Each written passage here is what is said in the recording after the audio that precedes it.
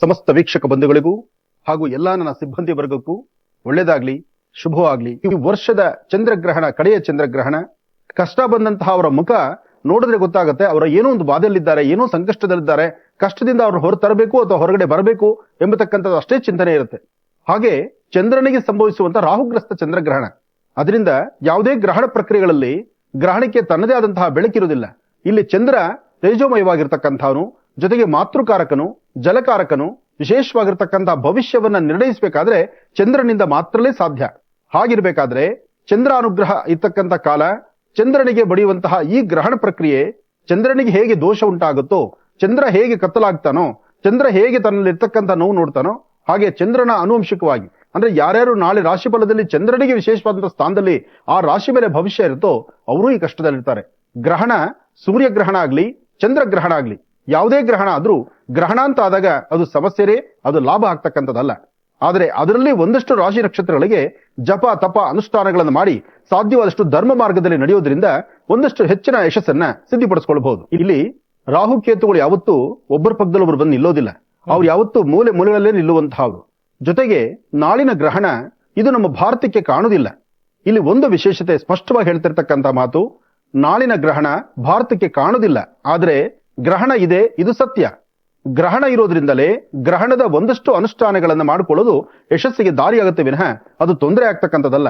ಯಾವುದೇ ದೇವತಾರಾಧನೆಗಳನ್ನ, ದೇವರ ಪೂಜೆಯನ್ನ ಯಾರು ಶ್ರದ್ಧಾಭಕ್ತಿಯಾಗಿ ಮಾಡಿದ್ರೆ ಅದರ ಫಲಗಳನ್ನ ಶೀಘ್ರವಾಗಿ ಸಿದ್ಧಿಪಡಿಸಿಕೊಳ್ಬಹುದು. ಹಾಗಾಗಿ ನಾಳಿನ ಚಂದ್ರಗ್ರಹಣ ಕಾಲದಲ್ಲಿ ಶಿವನ ಆರಾಧನೆ, ಜೊತೆಗೆ ಯಾರು ಅವರವರ ಹಿಂದೆ ಗುರುಗಳು ಅಥವಾ ಅವರ ಯಾರು ಹಿರಿಯರು ಒಂದು ಉಪದೇಶ ಕೊಟ್ಟಿರ್ತಾರಲ್ಲ, ಅಂತಹ ಉಪದೇಶದ ಮಂತ್ರಗಳನ್ನ ಗ್ರಹಣ ಕಾಲದಲ್ಲಿ ಜಪಿಸೋದ್ರಿಂದ ಮತ್ತಷ್ಟು ವೇಗವಾಗಿ ಅವರ ಮನೋಕಾಮನೆಗಳನ್ನ ಸಿದ್ಧಿಪಡಿಸಿಕೊಳ್ಳಬಹುದು. ಚಂದ್ರ ಒಬ್ಬನೇ, ಸೂರ್ಯ ಚಂದ್ರರು ಒಬ್ಬೊಬ್ಬರೇ. ಆ ಸೂರ್ಯ ಚಂದ್ರ ಒಬ್ಬೊಬ್ಬರೇ ಇದ್ದಾಗ ಆಗ ಸಂಭವಿಸುವಂತಹ ಗ್ರಹಣ ಇದು ನಮ್ಮ ಸಂಬಂಧ ಇಲ್ಲ, ಚಂದ್ರನಿಗೆ ಉಂಟಾಗುವಂತಹ ದೋಷಗಳು ನಮಗಿಲ್ಲ, ಅಥವಾ ಇದರಿಂದ ಗ್ರಹಣ ದೋಷ ನಮಗೇನು ಬರೋದಿಲ್ಲ ಅಂದ್ರೆ ಅದು ಹೇಗಾಗತ್ತೆ? ಒಂದು ಚಿಂತನೆ ಮಾಡಿ ನೋಡಿ. ಚಂದ್ರ, ಸೂರ್ಯ ಇದು ನಮ್ಮ ದೇಶಕ್ಕೆ ಬೇರೆ ಇದ್ದು ಹೊರದೇಶಕ್ಕೆ ಬೇರೆ ಇದ್ದಿದ್ರೆ ಆಗ ಅದರ ಬಗ್ಗೆ ಒಂದು ಚಿಂತನೆ ಇರ್ತಿತ್ತು. ಹೊರದೇಶದಲ್ಲಿ ಹೋದ್ರೂ ನಮ ಸೂರ್ಯಾಯ ಚಂದ್ರಾಯ ಮಂಗಳಾಯ ಬುಧಾಯ ಚ ಗುರು ಶುಕ್ರ ಶನಿಭ್ಯಶ್ಚ ರಾಹವೇ ಕೇತುವೆ ಎನ್ನವಹ. ಭಾರತದಲ್ಲಿದ್ರೂ ಒಬ್ಬನೇ ಚಂದ್ರ, ಅಮೆರಿಕಾಲಿದ್ರೂ ಒಬ್ಬನೇ ಚಂದ್ರ. ಆ ಚಂದ್ರನಿಗೆ ನಮ್ಮ ಭಾರತಕ್ಕೆ ಇದು ಕಾಣದಿರ ಇರ್ತಕ್ಕಂಥದ್ರಿಂದ ಗ್ರಹಣದ ಆಚರಣೆಗಳು ಕೆಲವು ನಿಲ್ಲಿಸಿರಬಹುದು, ಅಂದ್ರೆ ಇಲ್ದಿರ ಇರಬಹುದು. ಆದ್ರೂ ಗ್ರಹಣ ದೋಷ ಎಂಬತಕ್ಕಂಥದ್ದಿದೆ, ಅದರಿಂದ ಉಂಟಾಗುವಂತಹ ದೋಷಗಳು ಸಾಕಷ್ಟು ಎದುರಾಗ್ತಿರುತ್ತೆ. ಅದಕ್ಕೆ ಪರಿಹಾರ ಬೇಕಾಗಿದೆ.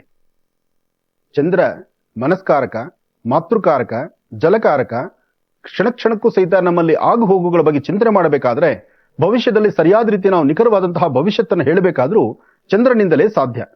ಹೀಗಿರಬೇಕಾದ್ರೆ ಚಂದ್ರ ನಾಳೆ ದಿವಸ ಸಂಭವಿಸುವಂತಹ ಚಂದ್ರಗ್ರಹಣ, ಗ್ರಹಣ ಕಾಲ, ಗ್ರಹಣಕ್ಕೂ ಮುನ್ನ, ಗ್ರಹಣ ಬಿಟ್ಟಾದ ನಂತರ, ಗ್ರಹಣ ಮಧ್ಯಕಾಲ, ಈ ಸಮಯದಲ್ಲಿ ಉಂಟಾಗುವಂತಹ ಒಂದಷ್ಟು ದೋಷಗಳಿಗೆ ಈ ಒಂದು ಪ್ರಕೃತಿಯ ವಿಸ್ಮಯವೂ ಸಾಕಷ್ಟು ಬದಲಾವಣೆಗಳಿರುತ್ತೆ.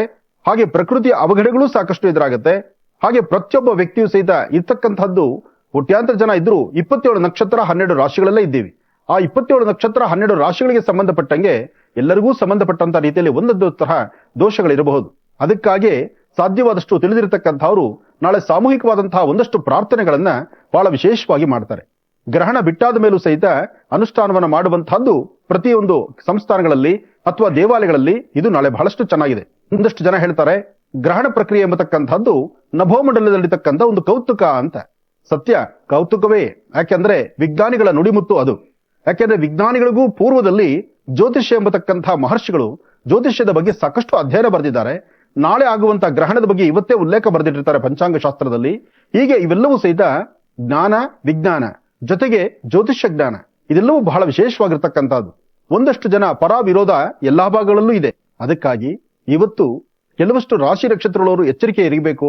ಆ ಎಚ್ಚರಿಕೆ ಯಾರಿರಬೇಕು, ಯಾವ ರಾಶಿ ಮೇಲೆ ಇರತಕ್ಕಂತಹದ್ದು ಸಮಸ್ಯೆ ಇದೆ, ಅದರಲ್ಲೂ ನಾಳೆ ಸಂಭವಿಸುವಂತಹ ಗ್ರಹಣ ಈ ರಾಶಿಗಳಲ್ಲಿರ್ತಕ್ಕಂಥವ್ರು ಒಂದಷ್ಟು ಎಚ್ಚರಿಕೆ ಆಗಿದ್ರೆ ಏನು ತೊಂದರೆ ಇಲ್ಲ. ಆದ್ರೂ ನೋಡಿ, ಆಗತಕ್ಕಂಥದ್ದನ್ನ ತಪ್ಪಿಸ್ಲಿಕ್ಕಾಗುವುದಿಲ್ಲ.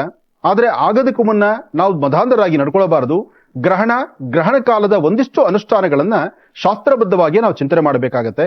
ಅದಕ್ಕಾಗಿ ಗ್ರಹಣ ಪ್ರಾರಂಭಕ್ಕೂ ಮುನ್ನ, ನಾಳೆ ಗ್ರಹಣ ಆದ್ರೆ ಆಹಾರ ಪದ್ಧತಿ ಹೇಗಾರು ಇರಲಿ, ಆದ್ರೆ ಒಂದು ಆಚರಣೆಗಳು ಮಾಡುವಾಗ ಒಂದಷ್ಟು ಶಾಸ್ತ್ರಬದ್ಧವಾದ ಆಚರಣೆ ಇರಲಿ. ಆದ್ರೆ ಸಾಧ್ಯವಾದಷ್ಟು ಗರ್ಭಿಣಿ ಸ್ತ್ರೀಯರಿದ್ರೆ ಬಹಳ ಎಚ್ಚರಿಕೆ ವಹಿಸಿ, ವಯಸ್ಸಾಗಿರ್ತಕ್ಕಂತಹ ವೃದ್ಧರಿದ್ರೆ, ಸಣ್ಣ ಪುಟ್ಟ ಮಕ್ಕಳಿದ್ರೆ ಆ ಮಕ್ಕಳ ಬಗ್ಗೆ ಸಹಿತ ಒಂದಷ್ಟು ಕಾಳಜಿ ಇಟ್ಕೊಳ್ಬೇಕಾದ್ದು ಧರ್ಮ. ಈ ಸಮಯದಲ್ಲಿ ನಾವು ಮದಾಂಧರಾಗಿ ನಡ್ಕೊಳ್ಳೋದು ಬೇಡ. ಹಾಗೆ ದೇವರ ದರ್ಶನ, ಪೂಜಾ ಅನುಷ್ಠಾನ ಎಲ್ಲವೂ ಸಹಿತ ಶಾಸ್ತ್ರಬದ್ಧವಾಗಿ ಮಾಡೋದು ಉತ್ತಮ. ನೋಡಿ, ಆತಂಕ ಆಗ್ತಕ್ಕಂಥದ್ದು ಮನುಷ್ಯ ತಾನು ಹಾಕುವ ಹೆಜ್ಜೆನಲ್ಲಿ ಪ್ರತಿನಿತ್ಯದ ಕಾಯಕಕ್ಕೂ ಆ ಪ್ರತಿನಿತ್ಯದ ಕಾಯಕದಲ್ಲಿ ವ್ಯತ್ಯಾಸ ಆಗ್ಲಿಕ್ಕೂ ಅಥವಾ ಹಾಕುವ ಹೆಜ್ಜೆಯಲ್ಲಿ ವ್ಯತ್ಯಾಸ ಕಾಣ್ತಿರ್ಲಿಕ್ಕೂ ಅಥವಾ ಕೆಲಸ ಕಾರ್ಯಗಳಲ್ಲಿ ಒಂದಷ್ಟು ಮಂದಗತಿಯಲ್ಲಿ ಸಾಗುವಂತದ್ದಕ್ಕೂ ಇದೆಲ್ಲಕ್ಕೂ ಮಧ್ಯ ವ್ಯಕ್ತಿಯ ಚಿಂತನೆ ಅಂತಕ್ಕಂಥದ್ದಿದೆ. ಕೆಲವೊಬ್ಬರಿಗೆ ಅನ್ನದ ಪಾತ್ರೆನಲ್ಲಿ ನೀರಿನಿಟ್ಟು ಅಕ್ಕಿಯನ್ನಿಟ್ಟಾಗ ಅನ್ನ ಒಳ್ಳೆ ಹೂ ತರ ಅನ್ನ ಆಗುತ್ತೆ ಅನ್ನೋದು ಗೊತ್ತಿದೆ. ಕೆಲವಷ್ಟು ಜನಕ್ಕೆ ಅನ್ನ ಮಾಡೋದು ಗೊತ್ತಾಗುವುದಿಲ್ಲ, ಸಂಪೂರ್ಣ ಮುದ್ದೆ ಮಾಡ್ತಾರೆ ಅಥವಾ ಅನ್ನವನ್ನ ಉದುರುದ್ರಾಗಿ ಮಾಡ್ತಾರೆ, ಅಕ್ಕಿ ಬೇಯ್ದಿದ್ದಗೂ ಆಗುತ್ತೆ, ನೀರ್ ಕಡಿಮೆನೂ ಇಡ್ತಾರೆ. ಏನೇ ಇಟ್ರು 1, 2 ಸತಿ 3ನೇ ಸತಿ ಅದನ್ನು ಮಾಡೋ ಕಲೆ ಕಲ್ತ್ಕೊಂಡ್ಬಿಡ್ತಾರೆ. ಹಾಗೆ ಯಾರಿಗೆ ಜನ್ಮ ನಕ್ಷತ್ರ, ಜನ್ಮ ರಾಶಿ ಸರಿಯಾಗಿ ಗೊತ್ತಿರೋದಿಲ್ವೋ, ಡೇಟ್ ಆಫ್ ಬರ್ತ್ ಇರೋದಿಲ್ವೋ ಅಂತಹ ಅವರು ಯಾವುದೇ ಒಂದು ಗ್ರಹಣ ಪ್ರಕ್ರಿಯೆ ಇರಲಿ ಅಥವಾ ಇಂತಹ ಒಂದು ದೋಷಗಳು ಬಂದ್ರೆ ಸೂರ್ಯಗ್ರಹಣ, ಚಂದ್ರಗ್ರಹಣ ಅಥವಾ ಪರ್ವಕಾಲಗಳು, ಈ ಪ್ರಕಾರ ಸಂಕ್ರಮಣ, ಇಂತಹ ಕಾಲದಲ್ಲಿ ಒಂದಷ್ಟು ಎಚ್ಚರಿಕೆಯ ಜಾಗರೂಕತೆ ಬೇಕಾಗುತ್ತೆ. ಯಾಕೆಂದ್ರೆ ಕಳೆದ ಬಾರಿ ಆಗಿರ್ತಕ್ಕಂತಹ ಅಚಾತುರ್ಯಗಳನ್ನ ನೆನೆಸ್ಕೊಂಡ್ರೆ ಮುಂದಾಗುವಂತಹ ಗ್ರಹಣದಲ್ಲಿ ತೊಂದರೆ ಆಗಬಾರ್ದು ಅನ್ನೋ ಒಂದು ಎಚ್ಚರಿಕೆ ಬೇಕಾದ್ರೆ ಅವರು ಕೆಲವೊಂದಷ್ಟು ಮುನ್ಸೂಚನೆಗಳನ್ನ ಅರ್ಥಕೊಳ್ಳೋದು ಬಹಳ ಉತ್ತಮ. ಹಾಗೆ ನಾಳೆ ಸಮುದ್ರ ತೀರ, ಹರಿಯುವ ನೀರು, ಹಾಗೆ ಒಳ್ಳೆ ಪುಣ್ಯಕ್ಷೇತ್ರಗಳು, ಇಂತಹ ಕಡೆ ಸ್ನಾನ ಮಾಡಿ ಅನುಷ್ಠಾನ ಮಾಡೋರು ಇದ್ದಾರೆ. ಹಾಗೆ ಸಾಧ್ಯವಾದಷ್ಟು ಸಮುದ್ರ ತೀರಕ್ಕೆ ಹೋದ್ರೂ ಬಹಳ ಎಚ್ಚರಿಕೆಯಿಂದಿರಿ. ಯಾಕೆಂದ್ರೆ ಹುಣ್ಣಿಮೆ ಕಾಲದಲ್ಲಿ ಹರಿಯುವ ನೀರು, ಸಮುದ್ರ ಆಕರ್ಷಿತವಾಗಿರುತ್ತೆ. ಯಾಕೆಂದ್ರೆ ಜಲಾಕರ್ಷಣೆ ಮಾಡತಕ್ಕಂಥದ್ದು ಚಂದ್ರನ ಕರ್ತವ್ಯ ಇದೆ, ಚಂದ್ರನ ಕಾಯಕವಿದೆ. ಅದರಿಂದ ನಾಳೆ ಹುಣ್ಣಿಮೆ ಜೊತೆಗೆ ಚಂದ್ರಗ್ರಹಣ ಆದ್ರಿಂದ ಸಮುದ್ರ, ಹರಿಯುವ ನೀರುಗಳ ಹತ್ರ ಹೋಗುವಾಗ ಸ್ವಲ್ಪ ಹುಷಾರಾಗಿರ್ಬೇಕು. ಚಂದ್ರಮಾ ಮನಸೋ ಜಾತಃ ಚಕ್ಷುಸೂರ್ಯೋ ಜಾತಃ ಅಂದ್ರೆ ಚಂದ್ರನೇ ಒಂದು ವಿಶೇಷತೆ. ಪ್ರತಿಯೊಬ್ಬರ ಮನಸ್ಸಿನ ಮೇಲೂ ಒಂದು ಗದಾಪ್ರಹಾರ ಇರುತ್ತೆ.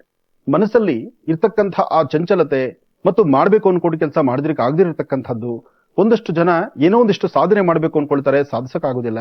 ಜೊತೆಗೆ ತಮ್ಮಲ್ಲಿರ್ತಕ್ಕಂಥ ಯಶಸ್ಸನ್ನ ಮತ್ತಷ್ಟು ಸಿದ್ಧಿಪಡಿಸ್ಕೊಳ್ಳೋದಕ್ಕಾಗಿ ತಾವು ಏನ್ ಶ್ರಮಿಸ್ತಾರೋ ಶ್ರಮಕ್ಕೆ ತಕ್ಕ ಪ್ರತಿಫಲ ಸಿಗದಿರೇ ಇರತಕ್ಕಂಥದ್ದು, ಇದೆಲ್ಲವೂ ಸಹಿತ ಚಂದ್ರನಿಂದ ಉಂಟಾಗುತ್ತೆ.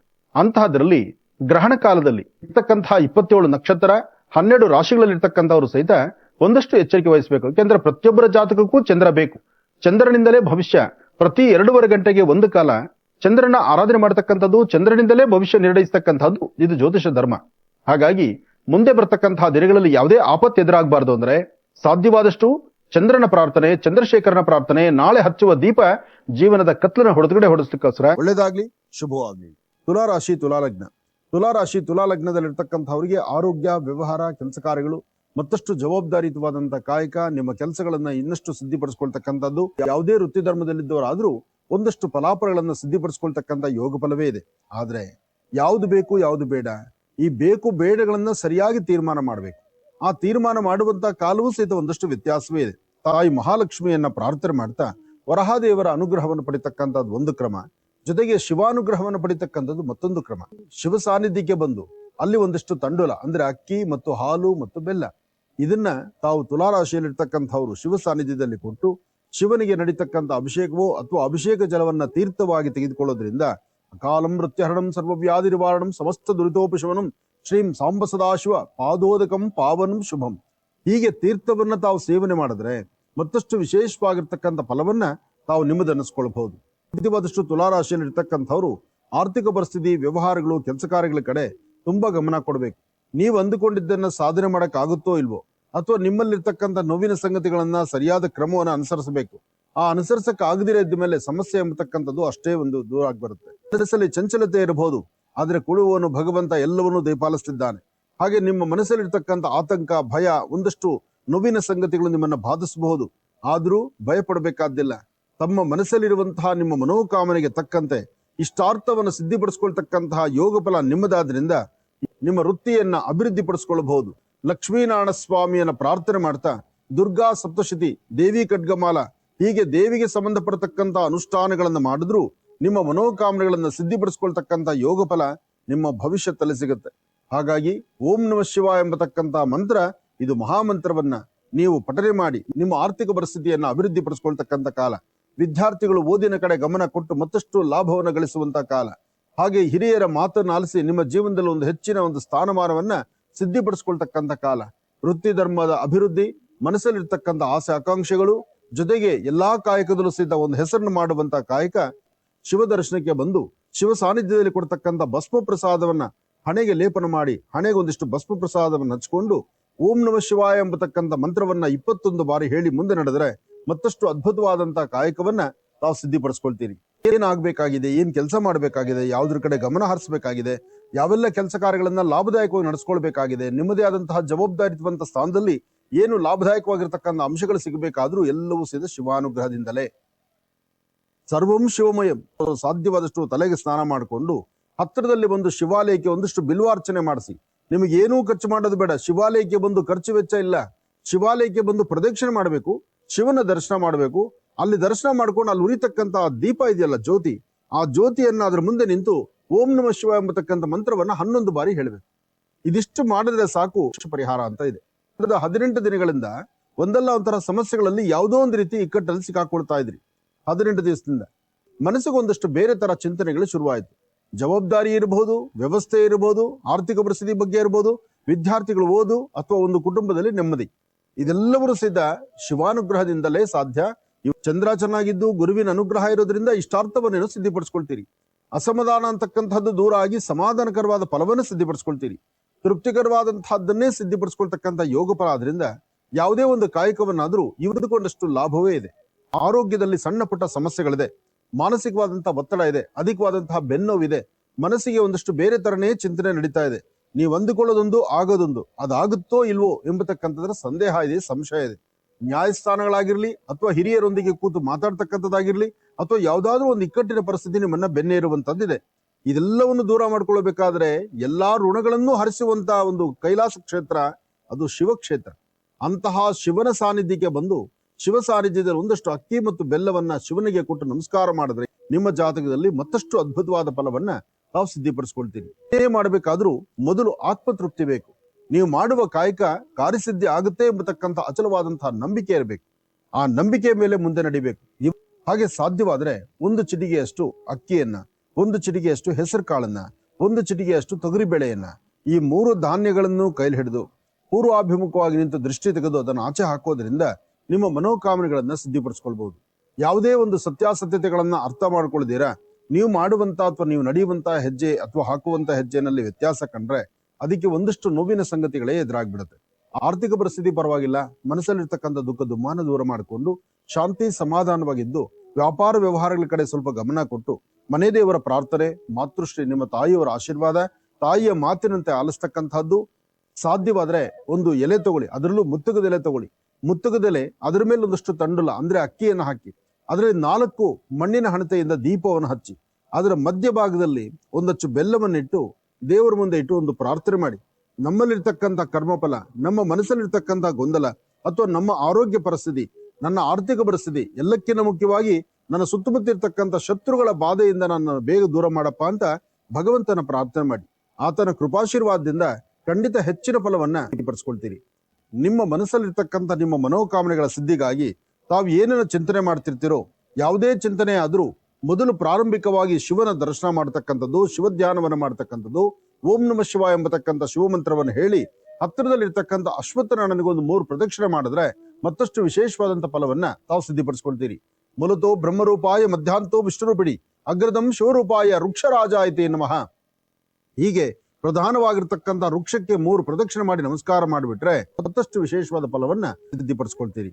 ಯಾವುದೇ ಒಂದು ವ್ಯವಹಾರಗಳನ್ನು ಮಾಡಬೇಕಾದ್ರೂ, ಕೊಟ್ಟು ತೆಗೆದುಕೊಳ್ತಕ್ಕಂತಹ ಲೇವಾದೇವಿಗಳನ್ನು ಮಾಡಬೇಕಾದ್ರೂ ನಿಮ್ಮ ಮನಸ್ಸಲ್ಲಿರ್ತಕ್ಕಂಥ ನಿಮ್ಮ ಮನೋಕಾಮನೆ ಸಿದ್ಧಿಗಾಗಿ ನಿಮ್ಮ ಮನೆ ದೇವರ ಪ್ರಾರ್ಥನೆ ಮಾಡ್ತಾ ಗುರು ಹಿರಿಯರ ಆಶೀರ್ವಾದ ಪಡೆದ್ರೆ ಹೆಚ್ಚಿನ ಫಲವನ್ನ ಖಂಡಿತ ಸಿದ್ಧಿಪಡಿಸ್ಕೊಳ್ತೀರಿ. ನಿಮ್ಮ ವೃತ್ತಿಯಲ್ಲಿ ಅಭಿವೃದ್ಧಿಯನ್ನು ಕಾಣಬೇಕಾಗಿರ್ತಕ್ಕಂಥ ನಿಮಗೆ ಸಣ್ಣ ಸಣ್ಣ ವಿಚಾರ ಕುಸಿದ ಮಾನಸಿಕವಾಗಿ ಒತ್ತಡ ಬರುವಂತಹದ್ದು, ಬೇಡವಾದಂತಹ ವಿಚಾರಗಳು ತಲೆ ತುಂಬಿಕೊಳ್ಳುವಂತಹದ್ದು, ಹಾಗೆ ಒಂದಷ್ಟು ಆರೋಗ್ಯದಲ್ಲಿ ಉಂಟಾಗ್ತಕ್ಕಂಥ ಸಮಸ್ಯೆಗಳಿಗೆ ಪರಿಹಾರಾರ್ಥವಾಗಿ ಶಿವನ ಸಾನ್ನಿಧ್ಯದಲ್ಲಿ ಒಂದಷ್ಟು ಗೋಕ್ಷೀರವನ್ನು ಕೊಟ್ಟು ನಮಸ್ಕಾರ ಮಾಡೋದ್ರಿಂದ ಮತ್ತಷ್ಟು ವಿಶೇಷವಾದಂಥ ಫಲವನ್ನ ತಾವು ಸಿದ್ಧಿಪಡಿಸ್ಕೊಳ್ಬಹುದು. ಸಾಕಷ್ಟು ವಿಶೇಷವಾದಂಥ ಫಲವನ್ನು ಸಿದ್ಧಿಪಡಿಸ್ಕೊಂಡು ನಿಮ್ಮೊಳಗಿರ್ತಕ್ಕಂಥ ಕರ್ಮಫಲಗಳು ದೂರ ಆಗಿ ಮನಸ್ಸಿಗಿಷ್ಟು ಶಾಂತಿ ನೆಮ್ಮದಿಯನ್ನು ತಂದುಕೊಳ್ತೀರಿ. ಹಾಗೆ ಸಾಧ್ಯವಾದಷ್ಟು ಸಾಧು ಸಂತರಿಗಾಗ್ಲಿ, ನಿರ್ಗತಿಕರಿಗಾಗ್ಲಿ, ತುಂಬಾ ಕಡು ಬಡತನದಲ್ಲಿರ್ತಕ್ಕಂಥವ್ರಿಗಾಗ್ಲಿ ಅಥವಾ ಪಶು ಪಕ್ಷಿ ಪ್ರಾಣಿಗಳಿಗಾಗ್ಲಿ ಅಥವಾ ನೀರಿನಲ್ಲಿರ್ತಕ್ಕಂಥ ಜಲಚರಗಳಿಗಾಗ್ಲಿ ಒಂದಷ್ಟು ಆಹಾರವನ್ನು ಉಣಬಡಿಸಿದ್ದೆ ಆದ್ರೆ ನಿಮ್ಮನ್ನ ಕಾಯುವಂತ ಶಿವ ಎಲ್ಲ ಅನುಗ್ರಹವನ್ನು ನಿಮಗೆ ದಯಪಾಲಿಸ್ತಾರೆ. ಸರ್ವಂ ಶಿವಮಯಂ ಅಂದ್ರೆ ಶಿವನಿಂದಲೇ ಆಜ್ಞೆ, ಶಿವನಿಂದಲೇ ಎಲ್ಲವೂ ನಡೀತಕ್ಕಂಥದ್ದು ಎಂಬತಕ್ಕಂಥ ಮನಸ್ಸು. ಜೊತೆಗೆ 4 ಕರಿಮೆಣಸು, 4 ಕರಿಮೆಣಸನ್ನ ಕೈಯಲ್ಲಿ ತಗೊಂಡು 2 ಕರಿಮೆಣಸನ್ನ ತಾಮ್ರದ ತಂಬಿಗೆಯಲ್ಲೋ, ತಾಮ್ರದ ಲೋಟದಲ್ಲೋ, ತಾಮ್ರದ ತಟ್ಟೆಯಲ್ಲೋ ಆ 2 ಕರಿಮೆಣಸನ್ನ ಇಟ್ಟು ಇನ್ನು ಉಳಿದಂತ 2 ಕರಿಮೆಣಸನ್ನ ನಿಮ್ಮ ಪಾಕೆಟ್ ಅಲ್ಲಿ ಇಟ್ಕೊಂಡ್ರೆ ನಿಮ್ಮ ಆರ್ಥಿಕ ಪರಿಸ್ಥಿತಿ ಅಭಿವೃದ್ಧಿ ಆಗುತ್ತೆ. ಇನ್ನು ಒಂದು ಚಿಟಿಕೆ ಬಿಳಿ ಸಾಸಿವೆಯಿಂದ ದೃಷ್ಟಿ ತೆಗೆದು ಹಸಿರು ಗಿಡದ ಮೇಲೆ ಹಾಕಿದ್ದೆ ಆದ್ರೆ ಆಗ ಶತ್ರುಗಳ ಬಾಧೆ ದೂರ ಆಗುತ್ತೆ. ಕೆಲಸದಲ್ಲಿ ಸಾಕಷ್ಟು ಫಲವಿದೆ. ಅದಕ್ಕಾಗಿ ಶಿವಧ್ಯಾನ ಬೇಕಾಗಿದೆ. ಶಿವ ಸಾನ್ನಿಧ್ಯಕ್ಕೆ ಹೋಗಿ ಕೈ ಮುಗಿದು ಅಲ್ಲಿರುವಂತಹ ಭಸ್ಮ ಪ್ರಸಾದವನ್ನ ಹಣೆಗೆ ತಿಲಕದ ರೂಪದಲ್ಲಿ ಹಚ್ಕೊಂಡು ಒಳ್ಳೆ ಮನಸ್ಸಿನಿಂದ ನೀವು ನಡೆದ್ರೆ ಹೆಚ್ಚಿನ ಫಲಾಫಲಗಳನ್ನಂತೂ ಖಂಡಿತ ನಿಮ್ಮದಾಗಿಸ್ಕೊಳ್ಬಹುದು. ಒಳ್ಳೇದಾಗ್ಲಿ, ಶುಭವಾಗ್ಲಿ.